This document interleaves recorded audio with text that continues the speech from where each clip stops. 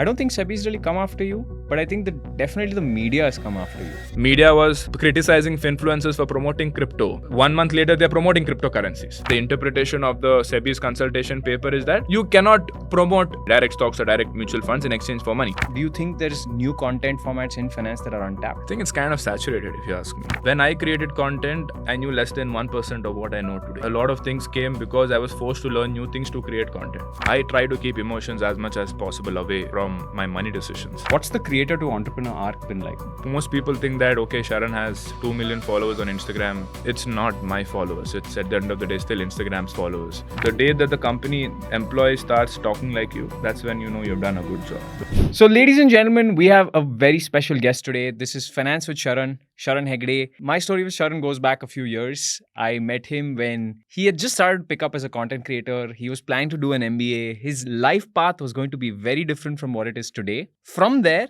to the journey he's had now, which is him becoming an entrepreneur, running an organization, I think has been spectacular to watch from the outside. And he's also been through his fair share of ups and downs. In fact, over the last year, the finance creator versus media battle has been escalating, and Sharan has been at the forefront of that, taking all the punches and also landing some punches of his own. So today we're here to hear his story, hear his thoughts on the future. Ladies and gentlemen, welcome to another episode of OnePlus Open Conversations.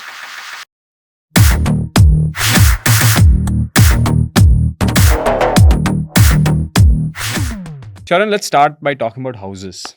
Now, I keep going on Instagram, I'll keep scrolling, and then suddenly you'll pop up on my feed.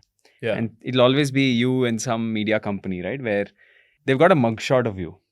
They've got you in the place saying, houses are bad, don't buy houses. Now, I know you and you come home several times, right? And we've had this conversation about houses where you've actually had the opportunity to be nuanced about it. Yeah. And I'm not going to do the evil thing of just clipping you out and saying, don't buy a house. Yeah. I'm sure there are exceptions to buying a house. So my first question for you is, give me 5 reasons you would buy a house. Why should somebody buy a house? I know there are infinite reasons not to buy a house. I'll go with mine first. I think buying a house gives you a lot of psychological safety. Everything that I've ever bought in my life is purely emotional purchase. Even the things that seem rational, it was an emotional purchase. Even when you order food, there are plenty of options, but you order things that feel more appetizing, right? And I think houses, in my opinion, buying a house gives you that psychological safety. I know my mom, I think 20 years ago, she bought a house. It was on loan. She was just like, it's psychological safety for me because I already have kids. Give me your opinion on this. I think 2 reasons what I can think of why somebody would or I would buy a house. The number one reason is that I have a lot of money. Right, I have already taken care of the basic financial necessities of life, meaning I have saved enough money for funding all my lifestyle expenses, like maybe a car, vacations whenever So you I buy a want, car order before the food. house? Of course, yeah. I mean, I own a car right now, right, and because it's a significantly smaller purchase in terms of amount, it dwarfs a house. When I mean a car, I don't mean like a 50 lakh Merc. You mean like something 7-8 lakhs? I mean like a 7-8 lakh car, right? And can be lower as well, a 3-4 lakh i10 as well, right? Because that really changes the quality of a lifestyle significantly. The second, I mean, there's lifestyle expenses like car, ordering out food whenever you want, going out for vacations. And your kids' education, your own financial independence, if all of that is done, which is typically like 5 to 6 crore mark, and beyond that, if you have another 10-15 crores, be my guest, buy a house. The second reason I would recommend someone to buy a house is if they are not really financially sound and disciplined. What I mean by that is the only positive effect of not buying a house is that you do not spend the saved up money, right? Like, see, if you buy a 1 crore house in Bangalore, it's an 80,000 EMI versus renting a 1 crore house would be like a 35,000 rupees rent. That delta, which is 45,000. Now, if you're a financially sound person, you will invest that delta. If you're somebody who feels like, I'm not going to be able to control the money that's coming into my bank account, right? A lot of people spend way more than they can just because money is available in the savings account. But if you're somebody who is very financially sound, money coming into my savings account, there's an automatic SIP going into mutual funds. These kind of people will actually make full benefit of not buying a house. And I think vast majority of the people are not in this bracket, if you ask me. Take credit cards, for example. Such a simple product. You spend whatever you can spend and then return the money back at the end of the month. Half of the money that a credit card company makes are from people who cannot return the money that they've spent, because it then gets carried over to the next month and the next month, and it becomes a massive credit card That's loan. 50%. 50% of a credit card's revenue comes from that. The remaining 50% comes from the merchants in which you are swiping. Like if you go to Big Bazaar and swipe, that 1-2% money is going to the credit card company. The remaining half comes from Defaulters. the defaulters. So a large number of people are not financially sound and financially literate because it's not taught to them in schools. So I think in these two situations, you should probably buy a house. And the last one is kids, like you mentioned, right? Once you have kids, the whole equation changes. And you do not want to kind of move one house to another house, because then you'll have to move one school to another school. And here again, I think I could manage doing that even if I'm in a rented house. But I'm sure a large number of people would feel the pressure and they'll be like, fuck it. Let me just. But you don't feel that need for the psychological safety that, you have a house, now you can go aggressive at things. This is your land of, this is your base of operations and you spend some money on it. And you're like, okay, I'm committing to this for 10 years, 20 years, whatever it is. I think that's a very emotional way of looking at it, right? I don't look at money as like that, right? It's at the end of the day, it's money. House is your money versus investments and mutual funds is the money. But do you buy the argument that money is a reflection of, it's basically a reflection of society's emotions projected onto goods and services? Do you feel that way? Because it's like when I spend money, right? I'm spending money on something that I want to, I feel a certain way. I want to feel psychological safety buying a house, and therefore I spend money on it. I want to feel like my neighbors and my friends think my child is cool and I am cool. That's why I'll throw a big wedding, right? If you look at the top spending in India, it's like 99% of it is emotional. Yeah. Like how do you keep that air gap between what you find emotional and what you think is rational for you according to your reserves? I think there's no correct answer to this, right? Emotions control a lot of things. I try to keep emotions as much as possible away from my money decisions, because the more emotions you bring into it, the more mistakes you're going to make. The example that you told me that, okay, if I buy a house, I have the financial security to go aggressive. I look at it differently. Let's say 2 crore house. We are in Bangalore, 2 crore house. Now 2 crore in a house versus 2 crore invested in the markets. I think I would get more financial security with 2 crores invested in the market, because once 2 crore is invested in the markets, with anything that I do further on, I will still be aggressive because that 2 crore is going to protect me if something happens here. Whereas in a house, 2 crore is in the house. Now, if something bad happens to me, I'm going to have to sell the house, right? How will the house support me if something bad happens to me, right? It's just going to give me a roof over my head. 2 crore is still generating 20-30 lakhs every year, which can still pay for my rent and all of my expenses. So it's a different way of looking at it. People maybe look at 2 crores as a pile of cash. I don't look at 2 crores as a pile of cash. I look at it as asset invested in high yielding assets which grow faster than house. I think it's just a way of looking at it differently. Interesting. This is a question that everyone always asks you. There's never been a long form answer to this that I've seen, mainly because it's shorts and reels. They clip it out to a minute. Yeah. So thank you so much for explaining it for everybody. Yeah. I think now there is nuance in your answer. I mean, forget me, right? Who am I to say? I mean, look at people who are 1,000 times richer than me. They don't have houses. I mean, the Kamath brothers, Nikhil Kamath, he has 3 houses all on rent, right? I mean, who am I to say don't buy a house? Look at the people who have more money than they know what to do with their money. They are not buying houses, right? So, and it's not like they're not enjoying the fruits of big houses. You can still rent it, and they are. You're one of the few creators that's become an entrepreneur. Like, there's a time where I saw you as a creator. I'm like, this guy creates finance content. He's creating, funny content on the internet. Great. But I think over the last 6-8 months, you've transitioned to being an entrepreneur. And it's a big journey for you, because I also remember the time when you started, when we were chatting, you were at Shashank's place and you're like, I'm going to go do an MBA. Yeah. MBA was the thing you were going to do, right? Yeah. And then your entire career pivoted to, okay, now I'm a serious creator, to now I'm an entrepreneur, right? Yeah. What's the creator to entrepreneur arc been like? Because there are very few people in India that have done it properly and gotten to the scale that you've gotten to. I think it was need of the hour. For the market? For me, definitely for me. Because if I had continued to be a creator, I was always at the mercy of social media. So most people think that, okay, Sharan has 2 million followers on Instagram he's popular and his life is sorted and all of that. But people don't realize that it's not my followers. It's at the end of the day still Instagram's followers. Instagram has just given me the opportunity to reach out to them just because I'm relevant right now. One day when Instagram decides I'm not relevant, poof, it's gone. So I never really owned that distribution. Do you think there are people at the back of Instagram deciding who's relevant or not, or is it purely the audience? I think it's purely the audience. I mean, a lot of people sort of have this theory that there is this red button which Mark Zuckerberg likes to press whenever he likes somebody. But I don't think it's that. I think it's the audience who is sort of making these decisions. And it's very, very subjective. And not just that. Let's say there is this great creator who is continuously trying to, who's still a great content creator and also improving year on year. But what happens is the audience just gets bored of that person, right? I'm tired of looking at this person's face, right? Next, I would give more of my time space to this fresh new face who is not as good as the previous creator, but I would still like to give an opportunity to this fresh new face, the underdog, right? I always want to support the underdog. 2-3 years of being a star creator, you're not the underdog anymore, right? Then you're a star, right? You're a celebrity, and nobody likes celebrities if you think about it, right? Very few, only sports celebrities are actually loved. No, I think they get a lot of hate too. Yeah, but I'm talking about if you compare it with an actor or Bollywood.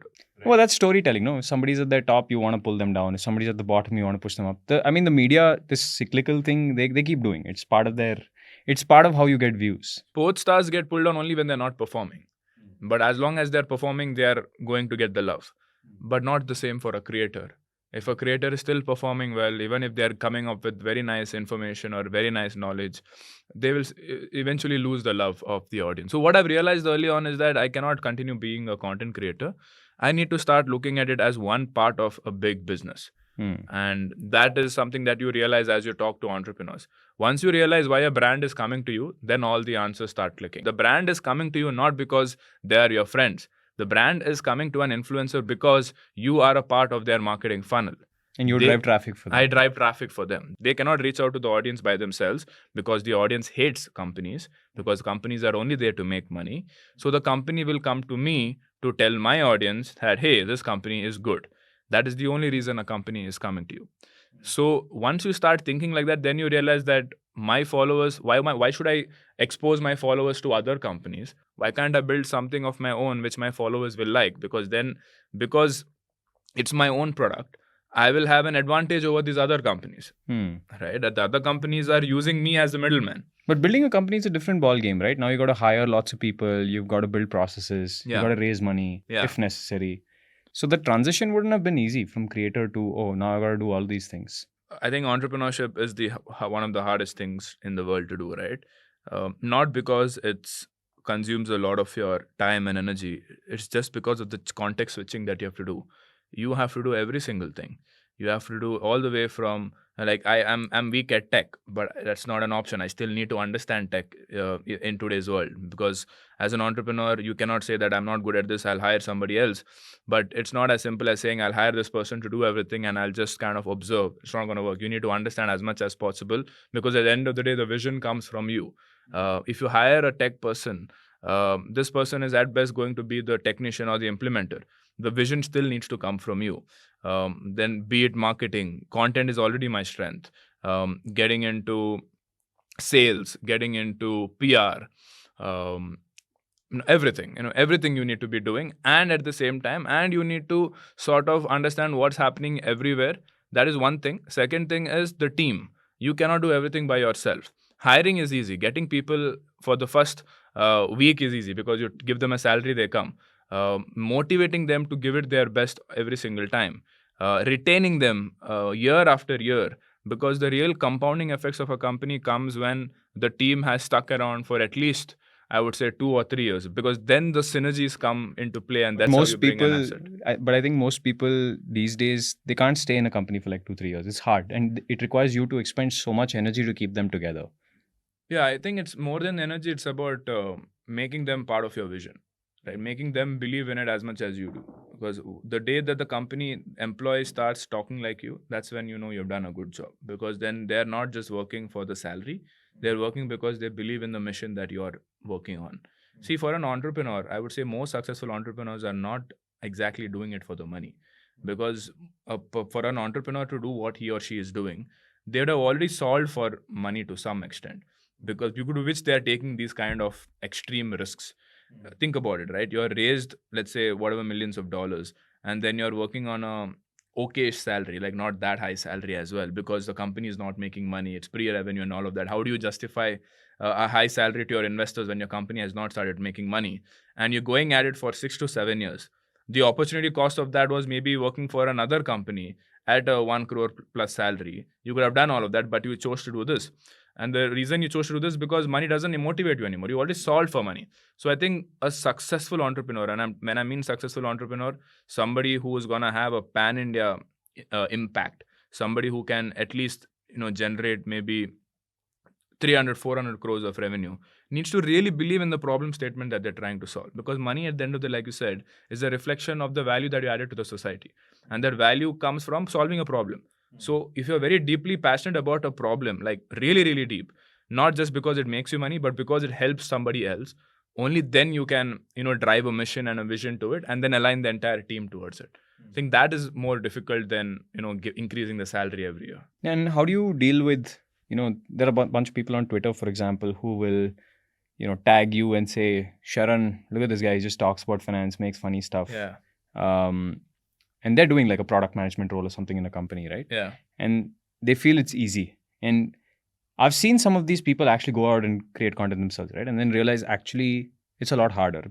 Because talking is not the hard part, right? It's the risk of doing this, and the chance of failure is like extremely high. And second part is the competition is intense. Like pretty much everyone thinks it's an easy idea, so they come start doing it. That's the only time they gain respect. Do you, like when you were an employee, I'm sure you were an employee at some point, right? What is something that you never realized back then that you now realize as an entrepreneur? Things you used to say about entrepreneurs / content creators that you've taken a complete U-turn on now. So I've never really observed the content creator space before I became a content creator. See, when I started, the world was full of YouTube content creators, and there were not a lot of people to begin with. There were just the OGs who've been around for almost 10 years now. So I didn't really, follow them or study them, to be honest. When I started my content creation, had I known what other content creators were doing, I would not have achieved what I've achieved today, because I started from a first principles method, right? Yeah. I always thought about the audience and what they wanted. That is why I was able to create a new category, right? The category being entertainment plus finance. Like, had I just studied other content creators and tried to replicate them, I would not have been, where I am today. So that is one thing. Second thing, when it comes to entrepreneurs, I always thought these entrepreneurs are like these, super intelligent people, very well gifted. Not everybody's cup of tea, or these guys have, basically super intelligent people who are made of something else, the chosen few. But then now what I realize is that it is not that they are super smart. It is just that they are very good at telling a story to themselves to do it day after day after day. Because if you ask me, right, they also have insane risk capacity. Insane risk capacity is one, but I think more than that is the ability to sort of try something new, accepting that you will suck at it in the beginning, but still keep at it. And while you're doing it, you will keep hearing a lot of people saying that it's not possible, you cannot do it. But even then, keep doing it. I'll give you my example. When I created content, I knew less than 1% of what I know today, right? A lot of things came because I was forced to learn new things to create content. And as I kept creating content, sure, I got 1 million followers, 2 million followers. That was just through distribution. Then next thing was for me to kind of get into like a proper serious educational kind of thing, right? Instead of just entertaining the audience, can I like hold the attention of my audience for 3 hours, where I teach them the full details about personal finance planning? So that again, you get through that imposter syndrome again. Like, how can you do it? There are better people than you. You don't even have a finance degree. How are you going to be able to teach better than an MBA professor or a CA degree or a CFA degree person? So these sort of things keep coming to you. And a lot of people don't start just because of this. So now what I've realized is that these entrepreneurs are the ones who are, people who become entrepreneurs are the ones who are constantly learning. They realize that they're not the smartest, that actually They don't really know a lot of stuff, but they surround themselves with people who are smarter than them and quickly implement the things that they're learning in their business. Like a lot of people just read books and like to think, would like to think of themselves as really smart, but 1 week later or 2 weeks later down the line, they don't remember more than 90% of that book. But I think an entrepreneur is somebody who takes those learnings either from a book or from their real life experiences by talking to other people and implements them in real life situations better than others. And just the distance between talking and doing is so far. I mean, even if your job is to talk, like a content creator / politician. Like I used to think when I was younger that these politicians running the country, they're just not doing a good job. Yeah. Then when I actually started running companies, I realized, oh shit, imagine running a country. They are the smartest people, if you ask me. Yeah. Politicians are the smartest and the hardest working people of the country. Yeah. If you ask me. Like, but that's a realization you get in your, like when you get super old or you get to scale. No, when you think about it, like that's again, like when we both started off, let's say from a middle class tier of the society. And in the middle class tier of the society, if you now think about it, our parents used to say that, politicians are, corrupt people. They're not trustworthy. They eat a lot of money and all of that, right? Yeah. But then now that you're able to see the country from a much more macro view, you realize that whatever politicians are doing, there is no other way of doing it. Yeah. Right? In a country like India. Because someone or the other is going to complain. Yeah, someone or the other is going to complain. So it's very easy to sit down here and look up at them and say, they're bad and all of that. Like we all criticize people who are rich and wealthy, right? We think their life is so easy and, why don't they, help people who are not as fortunate? But I think it's very easy to complain, right? Reaching that point, whatever these politicians or, ultra wealthy billionaires are, it comes with a lot of trial and error and a lot of mental stress, which we can't even imagine, right? Yeah. And if we want the kind of life they're having, it doesn't come in an instant. They have to go through some next level, mindfuck journey, which we can't even imagine, right? And most people do not want to take that path, and they like to criticize. And you can't have an easy family life. You can't travel. You can't do any of the joyous things that you find joy in your life. Yeah. The minute you decide to do that, because you don't know when you're going to get a call that everything's crumbling. Please come. Yeah, for sure. Yeah, it's like you gain that respect, I guess, over the years. But this is the main thing, right? Like as your transition from employee to entrepreneur, you now see entrepreneurship in new light. Yeah. What is the plan for the next 1-2 years in your journey? I think next 1-2 years is to I don't know here. I think I hate this question because if you look at the last 2 years of my life, I could not have predicted any of it. Right? Like I don't even know what's gonna happen 1 month later. I'm literally living. I plan month at a time right now. 1 month at a time. 1 to 2 years from now, there is no way for me to plan it because I know it's not gonna happen. I can tell you what I want. What I want is to maybe creating a self-sustaining company which doesn't require me. To create an awesome team which sort of independently comes up with new ideas and implements them and sort of, creates a, revenue machine all by themselves under the umbrella of the organization that I've created, and continue creating content because I love creating content. I think that is one thing I know for sure, that as long as people want to hear me talk, because I know that I'm constantly learning and upskilling myself by talking to people, reading books or whatever. And I know that I'm able to decipher that in a way which the masses love and understand. So I love that process. So I want to continue doing that for as long as possible. But in terms of an entrepreneurial journey, I think just to refine the mission that I'm on, which is spreading financial literacy and empowering people to learn how to take control of their money, because I think it all boils down to that. You hear a lot of examples of unsuccessful entrepreneurs. And the common thread that all of them have is they don't know how to manage their own money. Because they don't know how to manage their own money, they're not able to survive in the business world. Because if you don't understand how money works, how cash flow works, how accounting works, you cannot run a business. You might have the greatest team, the best technology and all of that. If you don't understand how accounting works, how finances works, you're not going to be able to run a business. You'll fail at it miserably because you'll place your blind faith on people who you hire and they're going to skim on the top. It's going to happen. So I think the first step for the country's empowerment is to learn how to manage your own money. And that I think I'm at a very unique position to drive that and enable that.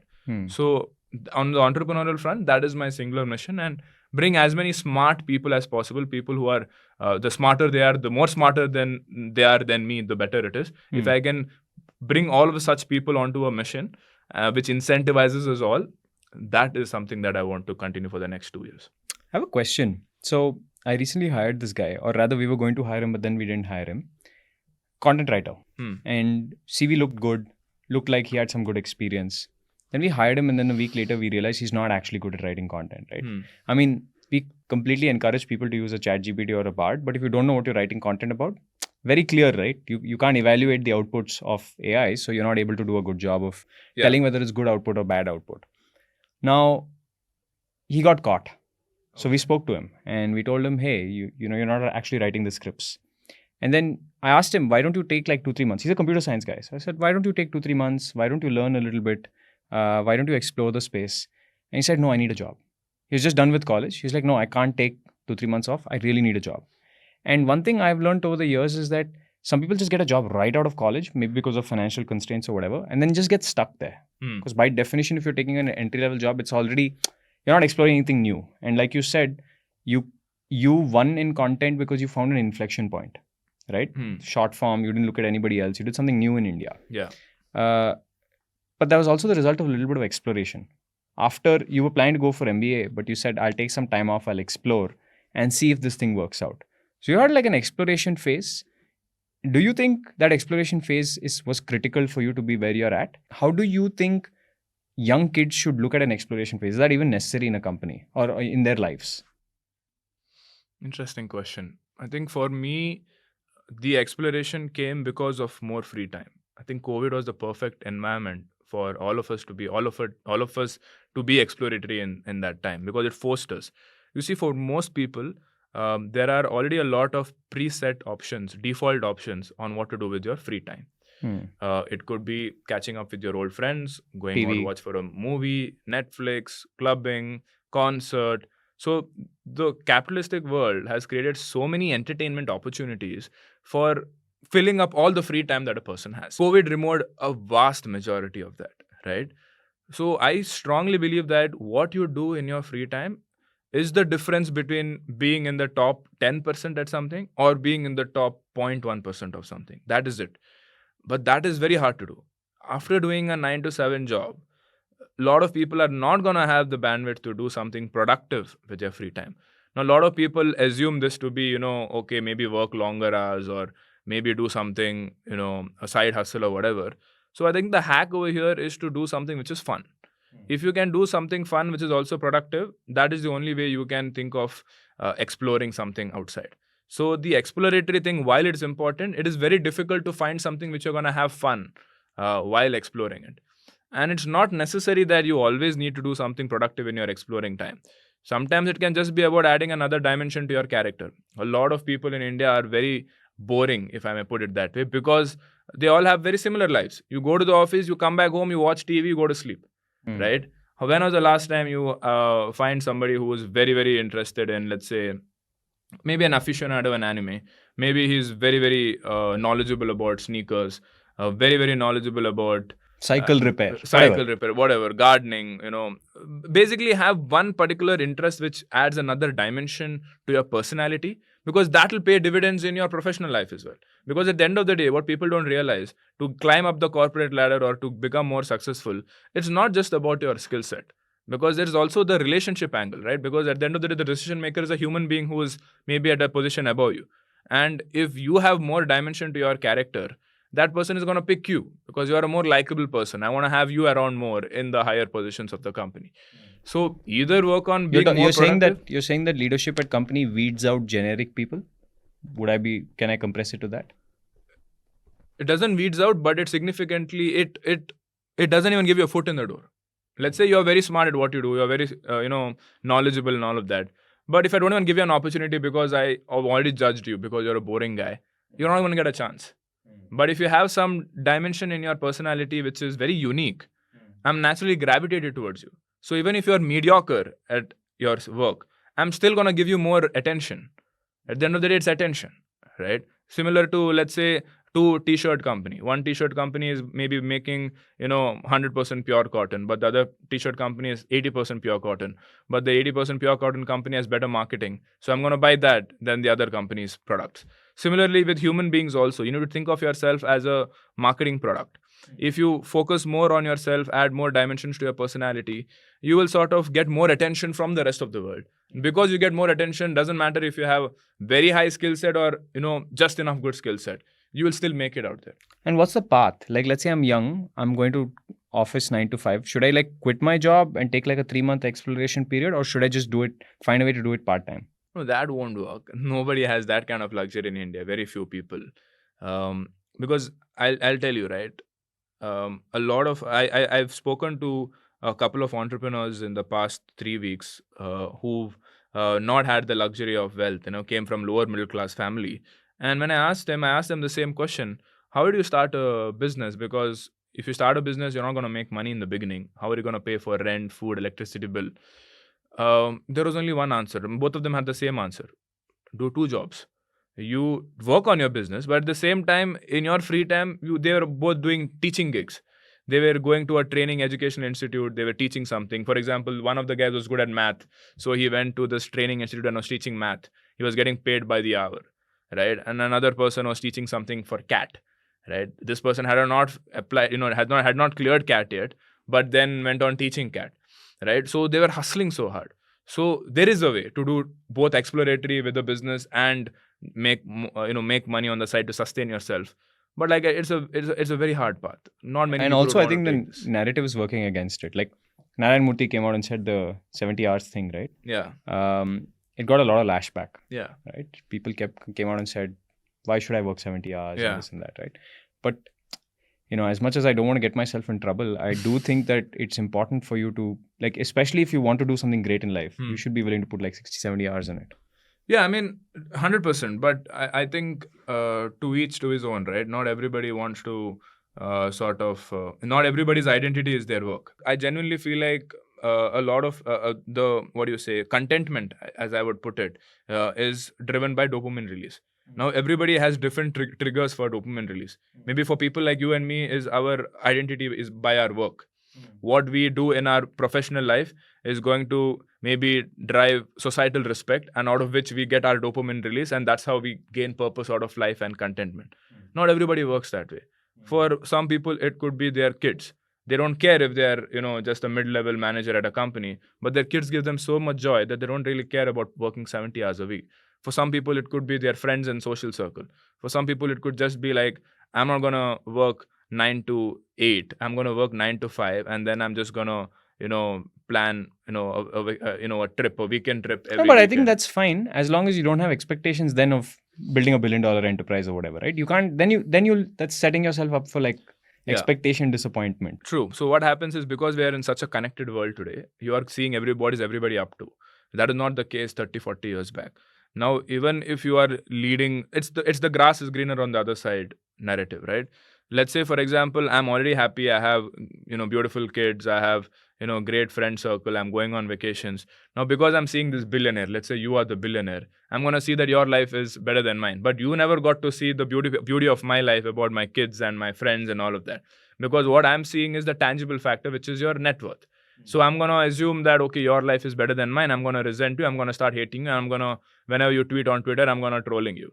Right? So I think this connected world that we are living in today, because of, Meta and Google, has sort of increased the anxiety and lowered the, happiness index of the world, because you just have so much more expectations in life. And you've been getting some of this thing, no? Because you've gotten to scale and SEBI's really come after you. And Yeah.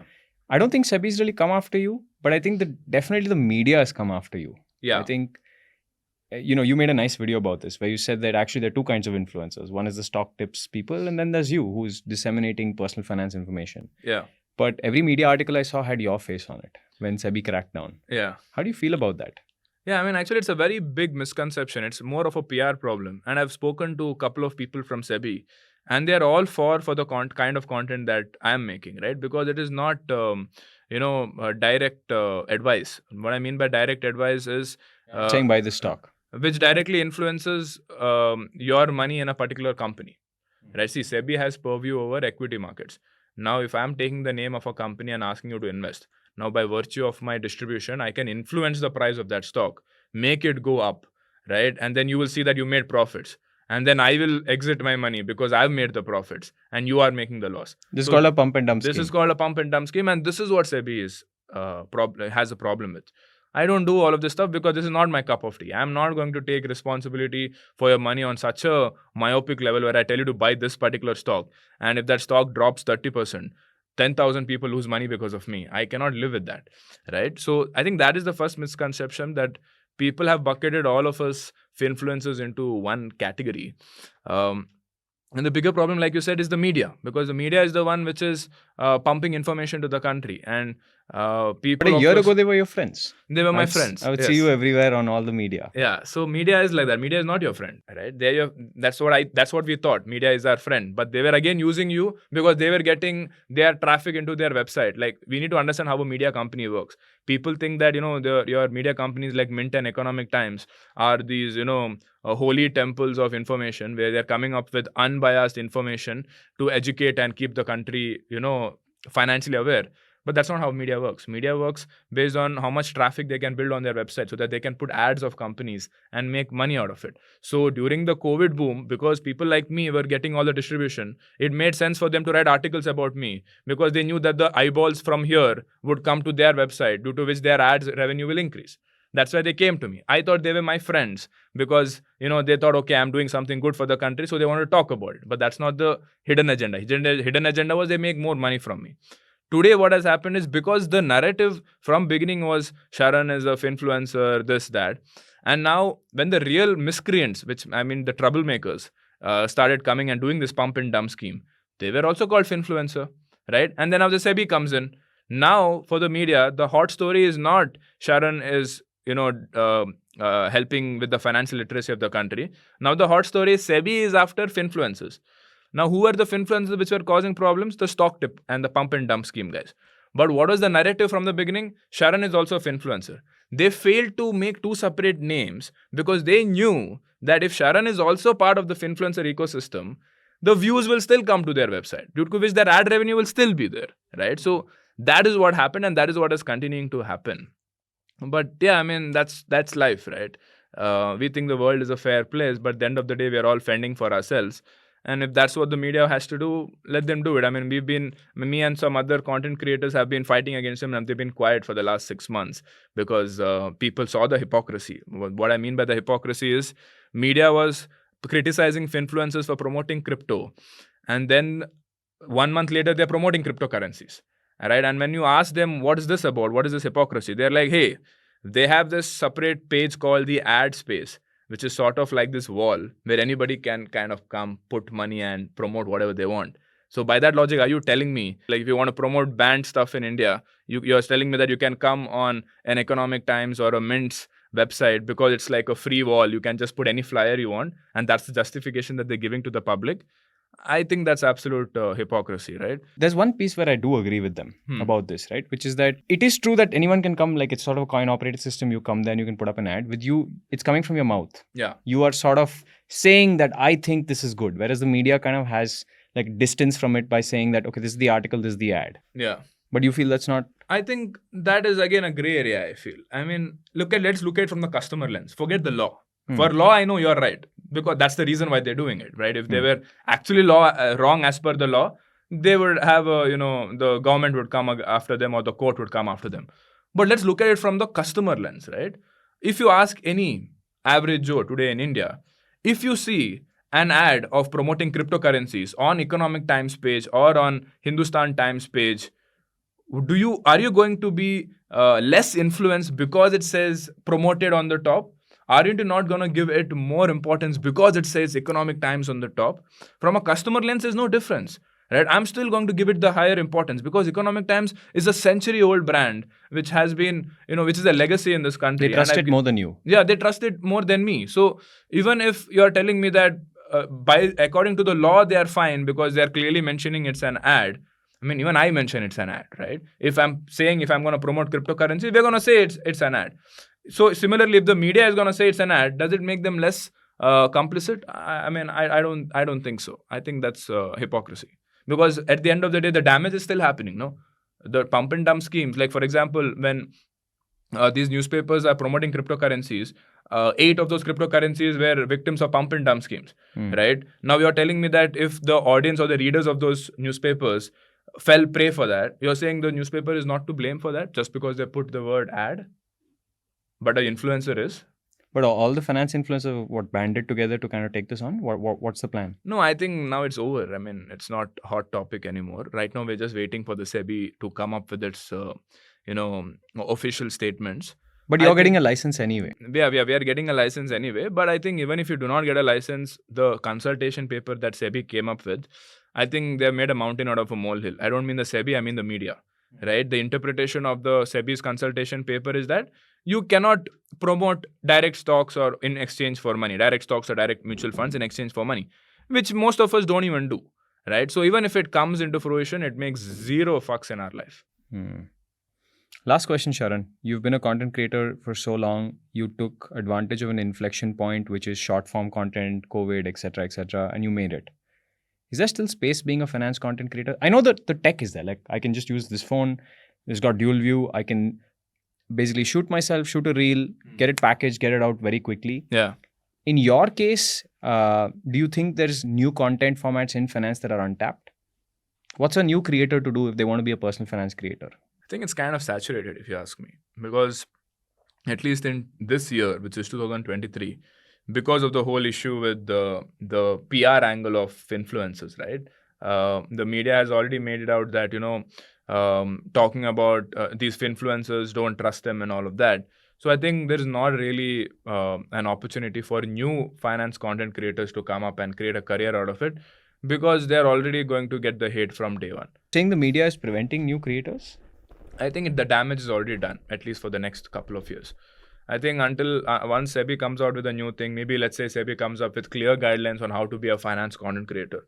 That's the part I don't like. I mean, the media has some good points, but I think the part that I don't like is we discourage new people to come out and disseminate finance content by just bucketing everyone together. Yeah. I think what you and all the other finance creators have done for India, which is just improve awareness. Like, I didn't invest till I was 26, and then I saw all these content creators saying you have to invest, otherwise whatever. You're putting all the money in your house. Yeah. Yeah, I'm doing literally the opposite of what you told me in this video. But in general, I think everyone's like, more people have become financially disciplined because of what you guys have done. And I think that's a good thing, right? Yeah. And I don't like that we're discouraging the next wave of people from doing that just because. No, I think the damage has already been done, at least for the next 2 years. But maybe let's say 1.5 years from now, I think people's perception also is very, very malleable, I would say, in the world of social media. I think perception will change, and then there will be, let's say the current finance content creators will sort of go out of fashion, which will definitely happen. Like, unless they have built a business around it, they've become a financial entrepreneur by leveraging the distribution. I think the current finance content creators as we see them today will not be around after 3-4 years. They will get irrelevant. I am 100% sure about that. And that's true of any content creator. Forget finance content creator. Any content creator has a shelf life of 3 or 4 years, unless they have really cracked long form content for topical news. Meaning, any trending new topic is coming, you're making a video about it. Media company. Being a media company, you're being a reporter, you're a news reporter. Unless you are that, I think the shelf life for... that's why I pivoted as well, right? Because that's the most highest longevity kind of content you could do. Correct. So I think the shelf life of most content creators, whether you're a finance or anything, is 3 or 4 years. So then they have to be replaced, no? Someone needs to come. There is still a need for financial literacy. There is still a need for learning how to invest your money. So the new age and the next wave of finance content creators will come. And how just the way I had to combine entertainment with finance, they might come up with something entirely new and entirely different, which we can't even think of, right? And then that will be the new wave of finance. But your recommendation is, if you're a young finance creator, don't get into it right now. Don't get into it right now. There's no point. There's you could do it, but I don't see It's saturated, plus the sentiment is not great. Correct. It's saturated, but the sentiment is not great. It's already overcrowded right now, and the sentiment is also not great. So both the macro and the micro view is not good. Interesting. Sharan, thank you so much for being here. I learned a lot.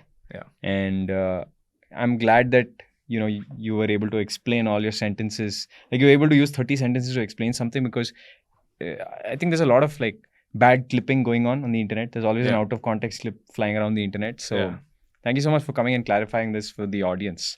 Thank you so much for having me here. So this is the OnePlus Open, the flagship phone. Okay. And we have a ritual where we gift it to all our guests. I've taken an hour of your time, I think. Okay. And you deserve something in return. So I like it. I've always wanted one of these foldable phones. My dad had this flip phone. It was very cool. no, this is really cool. I'll tell you what I love about the phone, right? I can click this, then let's say if I want another app, I can just drag it here. And then like your phone, like your computer has multi-tab, I can start multi-tabbing. The biggest advantage of this, just having the two sides, is that I can shoot on this and I can have my script on this. That is the most valuable thing. That was Sharan Hegde, Finance with Sharan. And, you can hit like, subscribe on this video. Make sure you follow me, subscribe to me, yada, yada. And if you want to follow Sharan, he has a word for you. You have to follow my man, bro. Finance with Sharan. That was Finance with Sharan. It was an interesting conversation. And the cool part about my conversation with Sharan is he's always very honest with me. He always bears it all. And I've seen lots of podcasts of his, and I don't think he's ever been this vocal about everything that he's been through over the last couple of years. And I hope you guys learned something. That's it for me. Bye.